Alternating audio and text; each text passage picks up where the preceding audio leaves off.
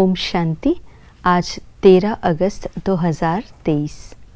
आज की अव्यक्त मुरली में बाबा बच्चों को गुण सिखाते हैं पवित्रता का। पवित्रता हमारी रूहानी पर्सनालिटी है।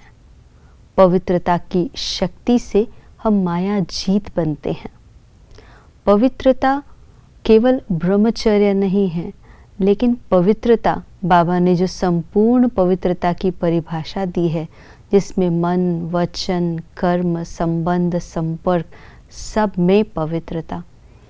बाबा ने हर कर्म की डायरेक्शंस दी हुई है, उस अनुसार चलना, ये पवित्रता को धारण करना है।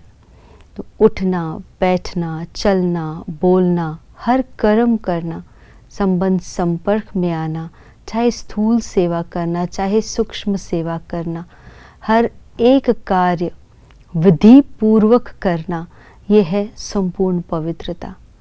अगर कोई भी कार्य करने में विधि भी ठीक नहीं है, तो भी बाबा कहते हैं वो पवित्रता नहीं है।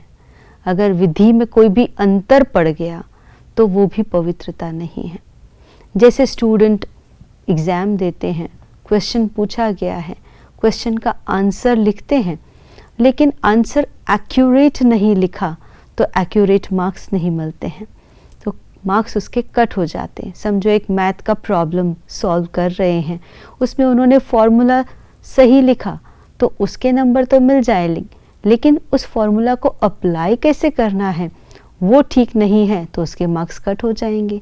उसमें भी 1 स्टेप, 2 स्टेप, 3 स्टेप्स होते हैं। अगर एक स्टेप में भी गड़बड़ करी तो आगे के सारे स्टेप गड़बड़ हो जाते हैं, तो इसीलिए उसके मार्क्स कट हो जाते हैं।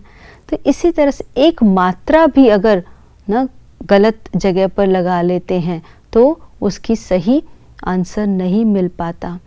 इसी तरह से बाबा कहते विधि पूर्वक अगर कोई कार्य नहीं किया तो वो भी संपूर्ण पवित्रता नहीं है, वो भी अपवित्रता है।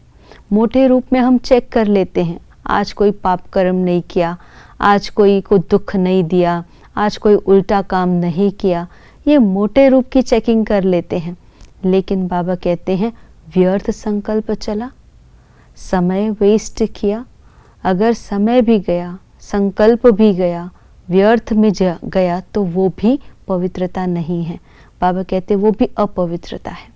तो व्यर्थ चलना, ये भी बाबा कहते हैं अपवित्रता के खाते में चला जाता है। जिससे क्या होता है कि छोटी छोटी गलतियां जैसे विद्यार्थी करता है, तो थोड़े नंबर कटने से बहुत सारे नंबर कट हो जाते हैं। इसी तरह से हम बनने चाहते हैं 16 कला संपूर्ण, लेकिन ऐसी व्यर्थ की छोटी छोटी बातों में जाने के कारण से 16 कला के बदले 15 कला, 14 कला, 12 कला हो जाती है। तो फिर जो संपूर्ण पवित्रता चाहिए वो प्राप्त नहीं कर पाते हैं। तो परसेंटेज में फ़र्क पड़ जाता है।